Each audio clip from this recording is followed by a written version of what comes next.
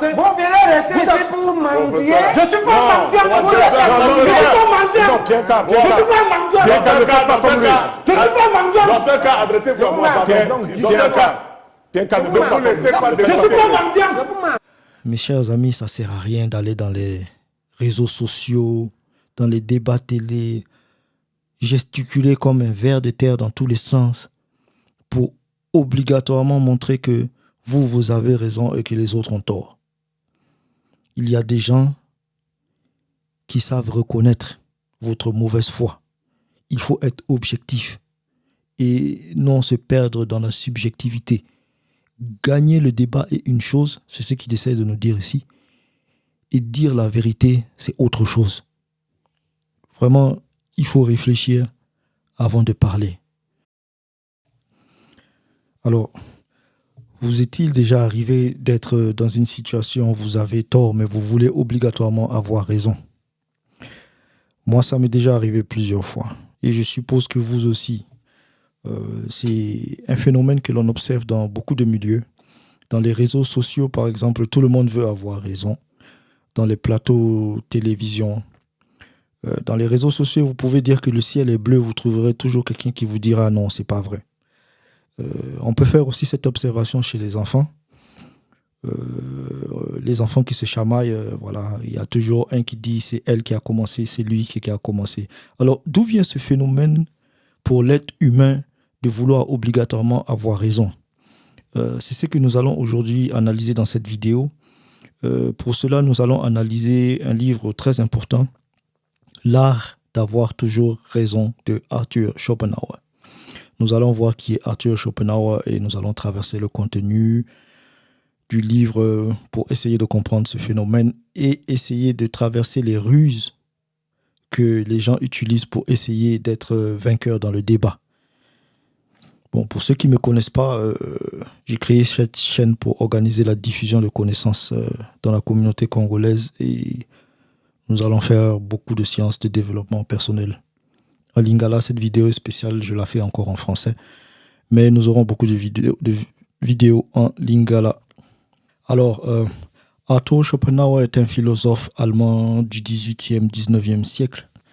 Il est né en 1788 à Danzig et est mort en 1860 à Frankfurt am Main. Il a écrit plusieurs œuvres, dont L'art d'avoir toujours raison, que nous allons traverser aujourd'hui, Comment être heureux et Le monde comme volonté et représentation. Au début du livre, Arthur Schopenhauer définit deux mots qui sont logique et dialectique. Selon lui, les deux mots initialement sont considérés comme synonymes, mais il préfère les différencier en fait. Lui, il veut associer la logique à la raison, à réfléchir, et la dialectique à la conversation. Donc l'art de converser. Pour faire vite fait, en fait, il essaie de nous expliquer que dans le débat, en fait, il faut considérer deux choses. L'objectivité et la volonté de vouloir gagner le débat, c'est pas la même chose. Il veut les différencier. Pour ceux qui ne savent pas c'est quoi l'objectivité, je vais peut-être essayer d'expliquer vite fait la différence entre subjectivité et objectivité. Lorsque un individu A dit que le bleu est la meilleure couleur du monde, ça c'est sa vérité. Et un individu B qui dit que le vert est la meilleure couleur du monde, ça c'est la vérité de l'individu B. Ici, on a affaire à de la subjectivité. L'objectivité serait de dire que le bleu clair est plus clair que le bleu foncé. C'est aussi vrai pour l'individu A que pour l'individu B. Alors, pour répondre à la question qui nous intéresse ici de savoir, mais d'où vient cette envie chez l'être humain de toujours vouloir avoir raison? En fait, Arthur Schopenhauer nous explique que l'être humain de nature, il est sûr de soi. Donc, quand il est dans une situation où il se rend compte qu'il est dans l'erreur, il ne fera pas l'effort de reconsidérer sa position. Et pour ça, il dit ici, A s'aperçoit que les pensées de B sur les mêmes sujets ne sont pas les mêmes initialement, il ne reverra pas sa propre pensée pour vérifier s'il n'a pas fait une erreur de raisonnement, mais considérera que l'erreur vient de B. c'est-à-dire que l'homme est par nature sûr de soi. Et il ajoute plus loin encore, pour enfoncer le clou dans la plaie, il dit en fait, la vanité innée particulièrement sensible à la puissance de l'intellect ne souffre pas que notre position soit fausse et celle de l'adversaire correcte. Pour l'extraire de ce comportement, il suffit de formuler un jugement correct. Cela revient à dire qu'il faut réfléchir avant de parler. Mais la vanité innée est souvent accompagnée par la loquacité et une mauvaise foi innée. Ils parlent avant de réfléchir et même lorsqu'ils se rendent compte plus tard que leur position est fausse, ils essaieront de faire en sorte de paraître que ce n'est pas le cas. En fait, il y a une mauvaise foi humaine derrière. En fait, c'est ce qu'il essaye de nous expliquer. En fait, nous avons tous ce problème. J'ai ce problème. Vous qui êtes derrière l'écran, vous avez ce problème. Alors maintenant que l'auteur Arthur Schopenhauer, dans son livre, nous définit la mauvaise foi, la vanité innée de l'être humain comme origine de cette envie de toujours vouloir avoir raison sur son adversaire, il nous était aussi important de savoir quelles stratégies sont mises en place par l'être humain pour obligatoirement gagner le débat, pour avoir raison sur son adversaire. Pour ça, il en a défini 38, si je ne me trompe pas, que lui, il appelle stratagème. Je ne vais pas vous définir tous les stratagèmes ici. Je vais vous définir juste quelques-uns pour voir quelles sont les ruses que l'être humain utilise pour essayer de gagner le débat. Alors, les 3 premiers stratagèmes, on peut un peu les résumer en fait. Il s'agit du stratagème de l'extension. Alors, si votre adversaire en face dit quelque chose, votre but est d'exagérer ce qu'il dit pour mieux l'attaquer. Par exemple, une femme peut dire beaucoup d'hommes sont infidèles. Et moi, en face, je peux prendre ça pour dire vous avez dit que tous les hommes sont infidèles.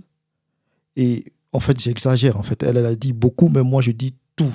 Et en disant tout, c'est beaucoup plus facile de l'attaquer. En fait, j'exagère son opinion pour avoir plus d'espace pour pouvoir attaquer. Ça, c'est le stratagème de l'extension. Le stratagème numéro 8, lui, c'est mon préféré. En fait, il s'appelle fâcher l'adversaire. Il suffit de fâcher l'adversaire pour qu'il devienne colérique. Comme ça, il se perd dans le débat et ne saura plus se concentrer. Il dit ici, stratagème numéro 8, fâcher l'adversaire. Provoquez la colère de votre adversaire. La colère voile le jugement et il perdra de vue où sont ses intérêts. Il est possible de provoquer la colère de l'adversaire en étant injuste envers lui à plusieurs reprises ou par des chicanes et en étant généralement insolent. Bon, venez rester ici pour mendier. Je ne suis pas mendiant. Je ne suis pas mendiant. Je ne suis pas mendiant. Je ne suis pas mendiant. Docteur K, adressez-vous à moi. Ne vous laissez pas Je ne suis pas mendiant. Docteur K, ne vous laissez pas. Le stratagème numéro 14, clamer victoire malgré la défaite.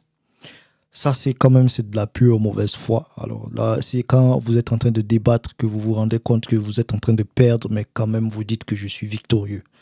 Et il dit ici, présentez quand même votre conclusion triomphalement comme si votre adversaire l'avait trouvé pour vous. Si votre adversaire est timide ou stupide et que vous vous montrez suffisamment audacieux et parlez suffisamment fort, cette astuce pourra facilement réussir. Alors, stratagème numéro 18. Ça, c'est un stratagème que l'on constate beaucoup dans les médias mainstream. Interrompre et détourner le débat. Alors là, vous êtes en train de faire le débat quand vous constatez que votre adversaire est en train d'évoluer dans une position qui ne vous est pas avantageuse, alors vous essayez de détourner le débat. On le voit beaucoup chez les journalistes et médias mainstream. Je ne vais pas les citer. Alors, il dit ici, stratagème numéro 18. Interrompre et détourner le débat. Si nous nous rendons compte que l'adversaire a entrepris une série d'arguments qui va mener à notre défaite, il ne faut pas lui permettre d'arriver à conclusion, mais l'interrompre au milieu de son argumentation, le distraire et dévier ce sujet pour l'amener à d'autres. Voilà, encore de la mauvaise foi. Alors, stratagème numéro 23, forcer l'adversaire à l'exagération. C'est un peu comme les 3 premiers stratagèmes que nous avions définis où il fallait gonfler l'argumentation de votre adversaire pour pouvoir mieux l'attaquer. Mais cette fois-ci, ce n'est pas vous qui exagérez, mais vous incitez votre adversaire à exagérer pour pouvoir mieux l'attaquer, en fait. Vous pouvez, par exemple, lui poser des tonnes de questions et il va commencer à affirmer au-delà de ce qu'il pense. Il se mettra dans une situation peut-être par erreur où il généralisera. Et une fois qu'il aura généralisé, vous pourrez bien lui rentrer dedans. Stratagème numéro 29. Faire diversion. Ça, c'est quelque chose que je vois aussi beaucoup dans les médias télé. Il dit, lorsque l'on se rend compte que l'on va être battu, on peut faire une diversion. C'est-à-dire commencer à parler de quelque chose de complètement différent comme si ça avait un rapport avec le débat et consistait un argument contre votre adversaire. Quelque chose que j'ai remarqué beaucoup chez le président rwandais Paul Kagame, il utilise beaucoup ce stratagème de diversion. Lorsque vous lui dites que les soldats rwandais sont au Congo, le gars t'explique que ouais, d'abord, il y a les FDLR là-bas, et puis de toute façon, il y a déjà le désordre au Congo. Ça, c'est diversion. En fait, ça ne contredit pas que les soldats rwandais sont au Congo, en fait. C'est quelqu'un qui essaie de fuir l'objectivité, en fait, la vérité. Stratagème numéro 30. Très fréquent en Afrique. Argument d'autorité. Celui-ci consiste à faire appel à une autorité plutôt qu'à la raison et d'utiliser une autorité appropriée aux connaissances de l'adversaire. En fait, je m'accroche à l'autorité pour m'imposer, en fait. Argument d'autorité, en fait. Ça, c'est quand quelqu'un ne sait rien faire et il s'accroche à l'autorité pour gagner le débat. Stratagème numéro 31. Je ne comprends rien de ce que vous me dites. Ouais. Il dit, si on se trouve dans une situation où on ne sait pas quoi rétorquer aux arguments de l'adversaire, on peut par une fine ironie se déclarer incapable de porter un jugement. Ça signifie, vous pouvez dire par exemple à votre adversaire, je ne comprends rien de ce que vous me dites. Alors, ça serait un peu comme présenter votre adversaire de quelqu'un de bête, en fait. Ça n'a pas de sens ce que vous dites. Mais c'est un stratagème très dangereux parce que votre adversaire peut le retourner contre vous, en fait. Dire que, en fait, si vous ne comprenez pas, c'est parce que vous êtes bête, en fait. Toi, tu dis à ton adversaire, je ne comprends rien de ce que tu dis. Et lui, il te dit après, mais c'est parce que tu es bête, en fait. Ça, c'est un peu dangereux comme stratagème. Alors, stratagème numéro 37. Une fausse démonstration, signe de défaite. En fait, là, quand vous avez quelqu'un en face de vous qui argumente bien, que vous êtes vraiment perdant, mais que la personne en face de vous commet l'erreur de choisir un mauvais exemple ou de faire une fausse démonstration, alors vous vous accaparez de cette fausse démonstration pour faire passer le message comme si vous avez démonté tous ses arguments, en fait. Mais alors qu'il a juste commis l'erreur de la fausse démonstration. Alors, il y a beaucoup de stratagèmes dans ce livre, je ne peux pas les énumérer tous, mais comme l'auteur le définit, il y a un ultime stratagème. Il dit « Soyez personnel, insultant et mal poli ». Bon, voilà. Dans les débats télé, moi, je ne conseillerais pas ça. Mais il y a des gens qui le font, ça fonctionne. Et ça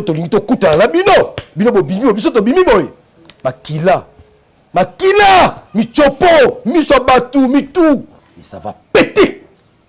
Péter. Vous allez fuir. Vous attendez. Vous allez fuir. Mais ce que je voulais en fait dire ici, c'est, mes chers amis, ça ne sert à rien d'aller dans les réseaux sociaux, dans les débats télé, gesticuler comme un ver de terre dans tous les sens pour obligatoirement montrer que vous avez raison et que les autres ont tort.